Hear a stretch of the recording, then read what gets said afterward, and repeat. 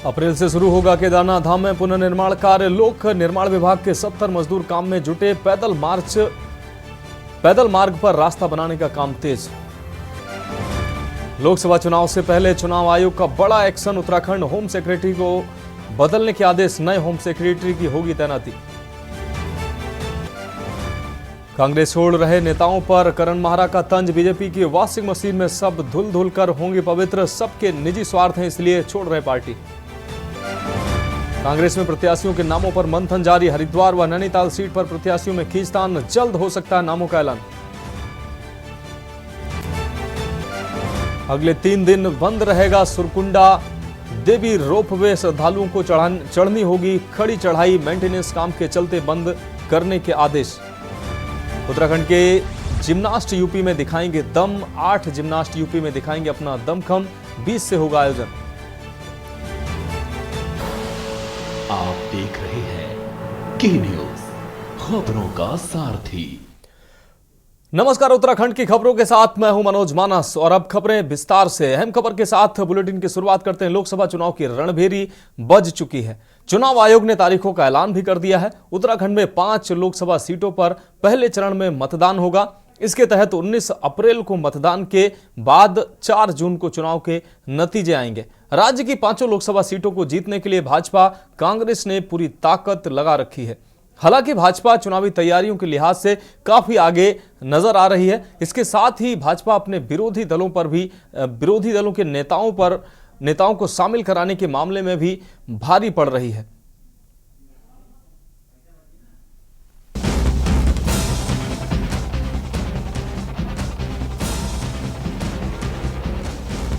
देवभूमि उत्तराखंड में 19 अप्रैल को होने वाले मतदान से पहले उत्तराखंड की राजनीति में दल बदल का खेल शुरू हो गया है। दरअसल एक के बाद एक कांग्रेस समेत तमाम राजनीतिक दलों के नेता भाजपा का दामन थाम रहे हैं। आलम ये है कि गढ़वाल लोकसभा क्षेत्र में कांग्रेस के इकलौते विधायक राजेंद्र भंडारी ने भी कांग्रेस पार्टी को अलविदा कह दिया है। लोकसभा चुनाव से पहले राजेंद्र भंडारी का भाजपा में जाना सियासी तौर पर कांग्रेस को बड़ा झटका है। आपको बता दें कि बीते विधानसभा चुनाव में बद्रीनाथ सीट पर राजेंद्र भंडारी ने भाजपा के प्रदेश अध्यक्ष महेंद्र भट्ट को हराकर विधायक बने थे। 14 विधानसभा क्षेत्र समेटने वाली गढ़वाल लोकसभा सीट में भंडारी कांग्रेस के एकमात्र विधायक थे। लेकिन अब राजेंद्र भंडारी ने नरेंद्र मोदी के कार्यों से प्रभावित होकर भाजपा में शामिल होने का दावा किया है।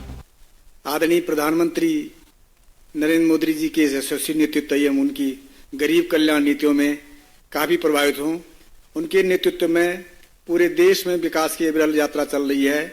आदरणीय प्रधानमंत्री जी ने विकसित उत्तराखंड और 2047 तक विकसित भारत का जो लक्ष्य रखा है उसमें मैं अपना संपूर्ण योगदान देना चाहता हूँ। मैं आदरणीय प्रधानमंत्री श्री नरेंद्र मोदी जी के नेतृत्व में ये समय उत्तराखंड का है। ये सभी भारत की सदी है। इसलिए मैंने एक समर्पित कार्यकर्ता के रूप में भारतीय जनता पार्टी में शामिल होने का निर्णय लिया है और मैं आज इस परिवार में विधिवत शामिल हुआ हूँ। आज बड़ा सुखद अवसर है कि राजेंद्र भंडारी जी, जिनके बारे में अभी अनिल जी ने बताया, एक लंबा उनका राजनीतिक कैरियर है। जिला पंचायत के अध्यक्ष रहे हैं। बहुत सामान्य स्थितियों में उन्होंने काम करना प्रारंभ किया। लगातार 3 बार विधानसभा में और उत्तराखंड सरकार में कैबिनेट मंत्री के दायित्व में भी आपने काम किया है। आज भारतीय जनता पार्टी में शामिल हो रहे हैं। हमारे भारतीय जनता पार्टी के प्रदेश अध्यक्ष होने के नाते मैं इस बात को प्रारंभ से कह रहा हूँ कि ऐसे अनेक लोग हैं जो आज मोदी जी के और माननीय पुष्कर धामी जी के कार्यों से प्रभावित होकर देश के विकास में अपना योगदान देना चाहते हैं।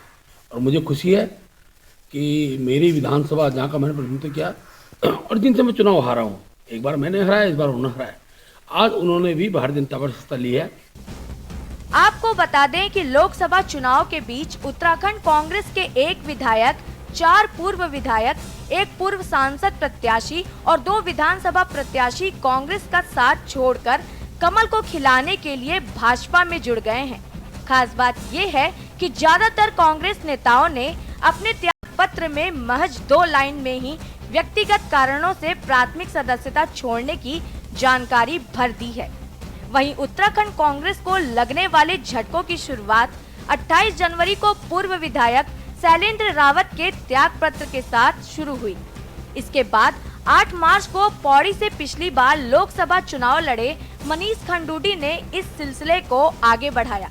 तब से विधायक राजेंद्र भंडारी, पूर्व विधायक विजय पाल सजवाड़, मालचंद, धन सिंह नेगी और पिछले विधानसभा चुनाव में कांग्रेस प्रत्याशी रही लक्ष्मी राणा और अनुकृति गोसाई भी कांग्रेस का साथ छोड़ चुकी हैं। एक के बाद एक कांग्रेस के गिर रहे विकेट से पार्टी के शीर्ष नेताओं की चिंता बढ़ गई है। कांग्रेस का तर्क है कि ईडी और सीबीआई के डर से भाजपा कांग्रेस के नेताओं को पार्टी में शामिल करा रही है। तो आप मेरा कहना मान लेंगे, इसमें संभालने और नहीं संभालने की बात नहीं है। मैं बार बार ये कह रहा हूँ कि मुकदमे दर्ज हो रहे हैं, लोगों को कोर्ट से वापस आना पड़ा। खटीमा के मैंने प्रमुख का जिक्र किया, 3 बार पद से हटाया गया, कोर्ट से वापस आया और कोर्ट से वापस आने के बाद आज आप तो नहीं हट रहे। तो ऐसे में आप कैसे रोक सकते हैं बताइए किसी को? जो पद का लालची है, जो पैसे का लालची है, जो जेल नहीं जाना चाहता, उसको कैसे रोकेंगे? इसमें संभालने और नहीं संभालने की बात कहाँ से? कुल मिलाकर लोकसभा चुनाव से पहले उत्तराखंड में दल बदल की राजनीति शुरू हो गई है। सवाल ये है कि क्या भाजपा दल बदल की राजनीति को बढ़ावा देकर विपक्ष को खत्म करने की साजिश कर रही है? क्या विपक्षी दलों के नेता ईडी और सीबीआई के डर से भाजपा में शामिल हो रहे हैं? क्या एक के बाद एक भाजपा में शामिल हो रहे विपक्षी दल के नेताओं से भाजपा में असंतोष नहीं बढ़ेगा? Uttarakhand desk report. खबरों में आगे बढ़े उससे पहले इस बीच देहरादून से बड़ी खबर सामने आ रही है। देहरादून से इस वक्त की ये बड़ी खबर आपको बता दें, मुख्यमंत्री पुष्कर सिंह धामी ने बैठक की है। चुनावी रणनीति नामांकन की तारीख पर मंथन जारी है। तो देहरादून से अहम खबर सामने आ रही है। शीर्ष नेताओं की रैलियों को लेकर विभिन्न मुद्दों पर चर्चा हुई है। बैठक में लोकसभा प्रत्याशी बीजेपी मुख्यालय देहरादून में यह बैठक शुरू हुई है। देहरादून से यह खबर, मुख्यमंत्री पुष्कर सिंह धामी इस बैठक में शामिल हुए हैं। चुनाव रणनीति नामांकन की तारीख पर मंथन जारी है। शीर्ष नेताओं की रैलियों और विभिन्न मुद्दों पर चर्चा हुई है। मुख्यमंत्री पुष्कर सिंह धामी इस बैठक में शामिल हुए हैं। यह अहम खबर देहरादून से आपको दिखा रहे हैं। चुनाव की रणनीति, नामांकन की तारीख और अन्य कई विषयों पर इस बैठक में मंथन हुआ है। अब रुक करेंगे अगली अहम खबर की। रुद्रप्रयाग में ग्रामीणों ने चुनाव बहिष्कार करने का मन बना लिया है। आपको बता दें, एक और जहां लोकसभा चुनाव की तैयारियों के बीच जिला प्रशासन के सामने केदारनाथ धाम की यात्रा के शुरुआती चरण में चाक चौबंद व्यवस्था करना किसी बड़ी चुनौती से कम नहीं है, वहीं दूसरी ओर ग्रामीणों के चुनाव बहिष्कार का मन ग्रामीणों ने बना लिया है। अब ग्रामीणों को समझाने में किस हद तक प्रशासन सफल हो पाएगा, ये देखने वाली बात रहेगी। लोकसभा चुनाव को लेकर तारीख का ऐलान हो चुका है। 19 अप्रैल को मतदान होना है और केदारनाथ धाम की यात्रा का आगाज शीतकालीन गद्य स्थल से डोली रवाना के साथ 5 मई को हो जाएगा। ऐसे में जिला प्रशासन के सामने एक तरफ लोकसभा चुनाव को निर्विघ्न संपन्न कराने की चुनौती है, तो वहीं दूसरी तरफ केदारनाथ धाम यात्रा में फैली अव्यवस्थाओं को दूर करने की भी एक अहम जिम्मेदारी है। केदारनाथ पैदल मार्ग के 6 से 7 जगहों पर बड़े बड़े ग्लेशियर बने हुए हैं, जिन्हें काटकर रास्ता बनाया गया है। लोक निर्माण विभाग गुप्तकाशी के मजदूर अभी भी बर्फ हटाने के कार्य में जुट गए हैं। पैदल मार्ग से बर्फ हटने के बाद केदारनाथ पैदल मार्ग पर निर्माण कार्य शुरू हो जाएंगे और बर्फ से जिन जिन स्थानों पर रास्ता क्षतिग्रस्त हुआ है वही कार्य शुरू किया जाएगा। इसके बाद केदारनाथ धाम में दूर संचार, पेयजल, बिजली सहित रहने और खाने की समुचित व्यवस्थाएं भी करनी होंगी। यात्रा शुरू होने से पहले केदारनाथ धाम पैदल मार्ग के लिंचोली और बेस कैंप से लेकर धाम में टेंट लगाए जाने हैं और ऐसे में लोकसभा चुनाव के बीच यात्रा व्यवस्थाओं की तैयारियां करना भी प्रशासन प्रशासन के लिए एक बड़ी चुनौती है। जो इस समय वर्कर्स हैं वो कार्य कर रहे हैं और अभी हम लगभग बड़ी लिंचोली तक पहुंच चुके हैं बिकॉज रास्ते में बर्फबारी बहुत ज़्यादा हुई है, तो अभी भी बर्फ को काटने का कार्य गतिमान है। आई होप कि एक हफ्ते में हम पूरे रास्ते को क्लियर कर पाएंगे। एक और जहां प्रशासन लोकसभा चुनाव की तैयारियों में जुटा है, तो वहीं दूसरी तरफ जिले के 4 से 5 गांव ऐसे हैं जहां के ग्रामीणों ने चुनाव बहिष्कार का मन बना लिया है। ऐसे में जिले का सबसे बड़ा गांव बावई भी शामिल है।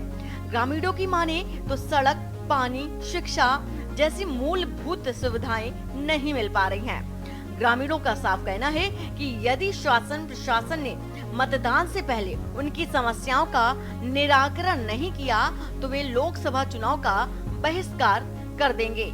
इसके साथ ही साथ उन्होंने कहा कि तमाम ऐसे वादे हैं जो अभी तक पूरे नहीं किए गए हैं।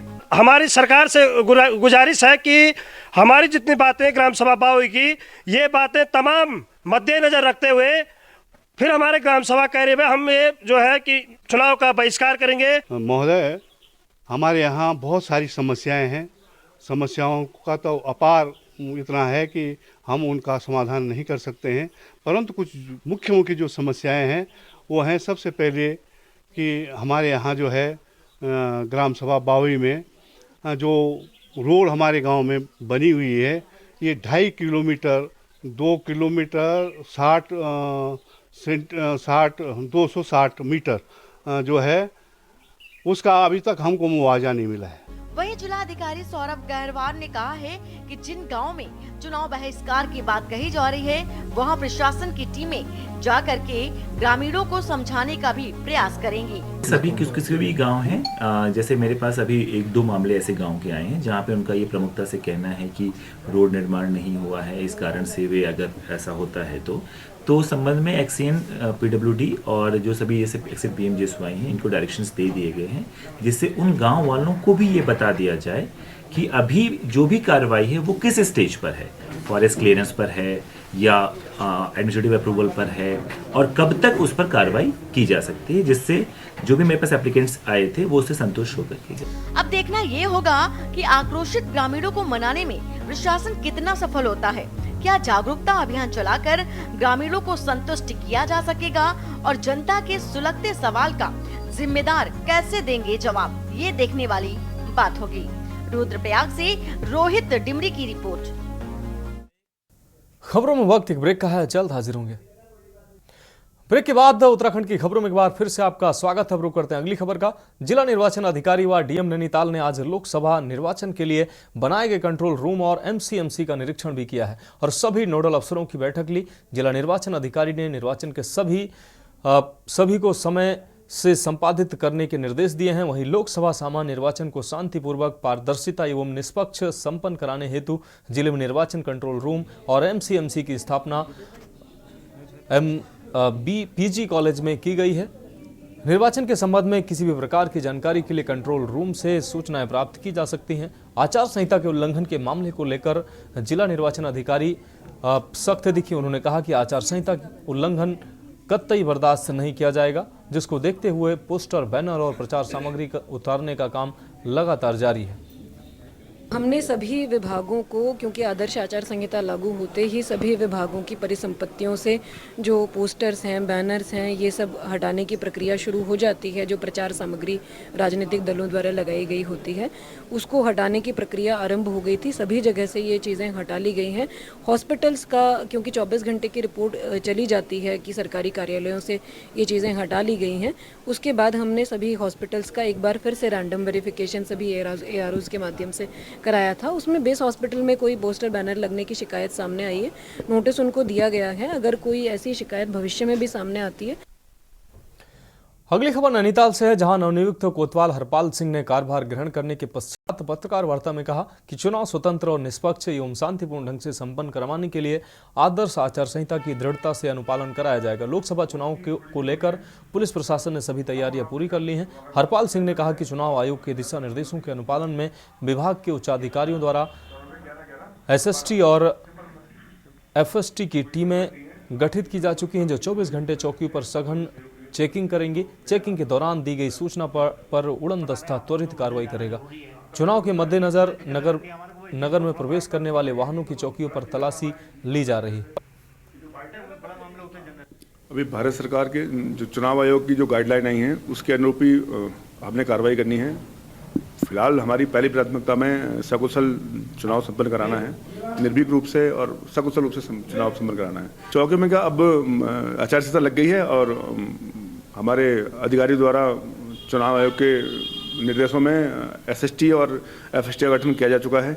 अब 24 घंटे हर पॉइंट पर चेकिंग होगी और जो भी सूचना आएगी तो फ्लाइंग स्क्वाड काम करेगा।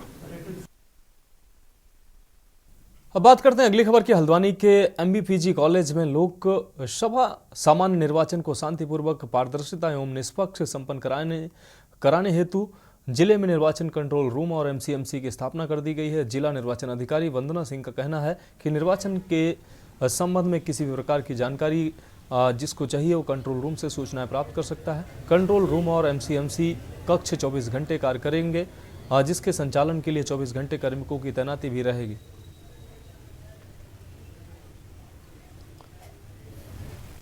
आम जनता शिकायत दर्ज करा सकती है। साथ ही इलेक्शन कंट्रोल रूम है, उनके नंबर्स के माध्यम से भी शिकायत जो है अपनी दर्ज करा सकते हैं। किसी भी माध्यम से हम लोगों को भेज सकते हैं, लिखित रूप में हमें भेज सकते हैं। विशेष रूप से मेरा अनुरोध रहेगा कि सी विजिल ऐप, क्योंकि ईसीआई ने बनाया है, उसका सब लोग इस्तेमाल करें, उसको डाउनलोड करें। और कोई भी आदर्श आचार संहिता के उल्लंघन की कंप्लेंट होती है, आपकी नज़र में कोई ऐसा मामला आता है, तो आप उसको ऐप के माध्यम से उस शिकायत को दर्ज कराएं, तो आप उसकी जो निस्तारण की प्रगति है उसको भी ट्रैक कर पाएंगे। और जो निस्तारण संबंधित टीमों ने किया है। अगली खबर लक्सर से है, जहां पति से अलग रह रही पत्नी ने परिचित के साथ मिलकर पति के घर से अपने 14 साल के पुत्र का अपहरण कर लिया। ऐसे में बच्चा चिल्लाते हुए भागा तो उस पर फायरिंग भी कर दी गई। हालांकि बच्चे को गोली नहीं लगी। बच्चे के पिता ने अपनी पत्नी और एक अज्ञात के खिलाफ लक्सर कोतवाली में केस दर्ज कराया है। आपको बता दें कि करीब 17 साल पूर्व नेतवाला सैदाबाद के युवक की शादी ढंढेकी गांव निवासी महिला रेखा के साथ हुई थी। 3 से 4 साल से घरेलू विवाद के कारण पत्नी मायके में रह रही है, जबकि दोनों बच्चे पिता के साथ रह रहे हैं। पति पत्नी के बीच कोर्ट में मुकदमा भी चल रहा है। शनिवार को युवक लक्सर आया था। उसके मुताबिक दोपहर को आपको बता दें पत्नी अपने किसी परिचित के साथ बाइक पर उसके घर पहुंची और 14 साल के पुत्र को जबरन बाइक पर बिठाकर भागने लगी।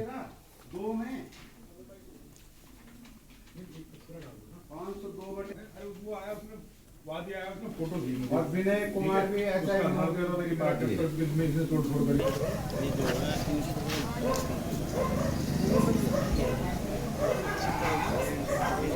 पत्नी का विवाद चल रहा था करीबन 4 से 5 साल पहले। 5 साल हो गए तो अब पत्नी ने जो है एक आदमी के साथ जो शायद बताया गया कि मेरठ का है, उसके साथ मिलकर एक साजिश रची मेरे लड़के को किडनैप करने की, और लड़का पूरी तरह से अगवा कर लिया तमंचे की नोक पर। तो वहाँ से राहगीर आ रहे थे, राहगीर आने लोगों को देखकर में लोग भागे। लड़के के साथ में काफ़ी मारपीट की गई और उसे जान से मारने की प्रयास से जो है तमंचा वहाँ पर उसके गर्दन पर ताना गया और मैंने लक्सर कोतवाली को तहरीर दी है। पुलिस ने सभी संबंधित धाराओं में अब मुकदमा दर्ज कर लिया और जो पुलिस जो उसमें जांच कर रही है, सीसीटीवी फुटेज खंगाल लिए। हाल फिलहाल जो है अज्ञात व्यक्ति और मेरी पत्नी जिन्होंने मेरे पुत्र को अगवा करने की कोशिश की, तो उसमें जो है अब कार्रवाई कर ली। अब रुक करेंगे अगली खबर का। खबर नैनीताल से, जहां कूड़ा डंपिंग जोन मेट्रोपोल में लगे कूड़े के अंबार से आसपास रहने वाले लोगों को दुर्गंध का सामना करना पड़ रहा है। स्थानीय लोगों का कहना है कि पिछले 15 से 20 दिनों से यहां पर कूड़े का अंबार लगा हुआ है, जिसके चलते उनका घरों से निकलना दूभर हो गया है। गर्मी बढ़ने के साथ ही कूड़े की तीव्र दुर्गंध से उनका घरों में खाना पीना रहना मुश्किल हो गया। यहाँ लगा कूड़े का ढेर बीमारियों को दावत दे रहा है। स्थानीय लोग जल्द से जल्द इससे निजात दिलाने की मांग कर रहे हैं। आपको बता दें कि नगर पालिका छोटे वाहनों से डोर टू डोर व नगर में लगे डस्टबिनों का कूड़ा लाकर मेट्रोपोल स्थित कूड़ा डंपिंग जोन में एकत्र कर दिया जाता है, जिसके बाद बड़े वाहनों से यहाँ से कूड़े को शहर से बाहर भेजा जाता है। लेकिन पिछले कुछ दिनों से पालिका के बड़े वाहनों में खराबी के चलते कूड़ा नहीं उठाया गया है, जिससे यहाँ कूड़े का पहाड़ बन गया है।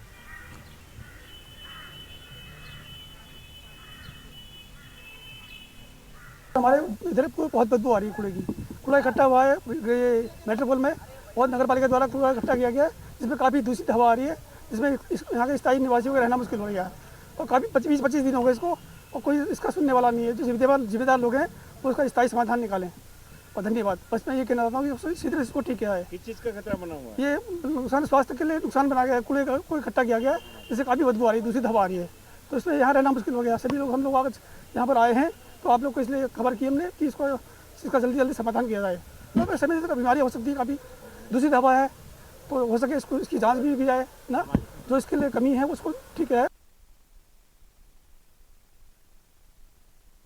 अब रुक करते हैं अगली खबर का। उत्तराखंड हाईकोर्ट ने नंधौर, गौला, कोसी, गंगा, दाबका सहित अन्य नदियों में बरसात के समय हो रहे भू कटाव व बाढ़ से नदियों के मुहाने अवरुद्ध होने के कारण आबादी क्षेत्रों में जल भराव, भू कटाव को लेकर पूर्व के आदेश का अनुपालन न करने को लेकर दायर अवमानना याचिका पर सुनवाई करते हुए कोर्ट ने जिलाधिकारी हरिद्वार, जिलाधिकारी नैनीताल को 4 सप्ताह में जवाब देने को कहा है। आपको बता दें कि हल्द्वानी चोर गलिया निवासी भुवन चंद्र पोखरिया ने जनहित याचिका दायर कर कहा कि उत्तराखंड में बरसात के समय नदियों में सिल्ट जमा होने से नदियों के मुहाने अवरुद्ध हो जाते हैं, जिससे बाढ़ व भू कटाव के साथ ही आबादी क्षेत्र में जलभराव होता है।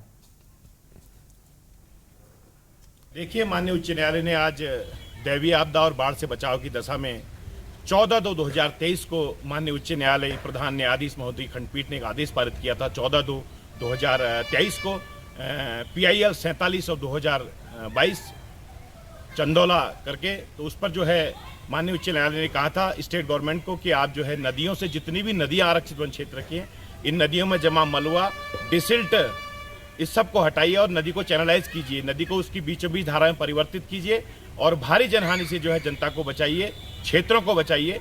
इसके क्रम में जो है जिलाधिकारी हरिद्वार और जिलाधिकारी नैनीताल के द्वारा माननीय उच्च न्यायालय के आदेशों के क्रम में जो है। अब रुक करेंगे अगली खबर का। हल्द्वानी में आचार संहिता उल्लंघन का मामला सामने आया है। इसके बाद से रिटर्निंग ऑफिसर ने अस्पताल प्रशासन को नोटिस जारी कर जवाब मांगा है। City magistrate ARO AP Vajpayee ने बताया कि आचार संहिता लगते ही सभी विभागों को निर्देशित किया गया था कि अपने अपने विभाग परिसर में लगे सरकारी विज्ञापनों को तुरंत हटा लिया जाए, लेकिन हल्द्वानी शहर के बीचों बीच बने शोभन सिंह जीना बेस अस्पताल के परिसर में सरकार की योजनाओं का प्रसार का विज्ञापन लगा हुआ था, जिसके बाद किसी व्यक्ति द्वारा इसकी शिकायत हल्द्वानी रिटर्निंग ऑफिसर को कर दी गई, जहां पूरे मामले में सिटी मजिस्ट्रेट ने कार्रवाई करते हुए अस्पताल के चिकित्सा अधीक्षक को नोटिस जारी किया है।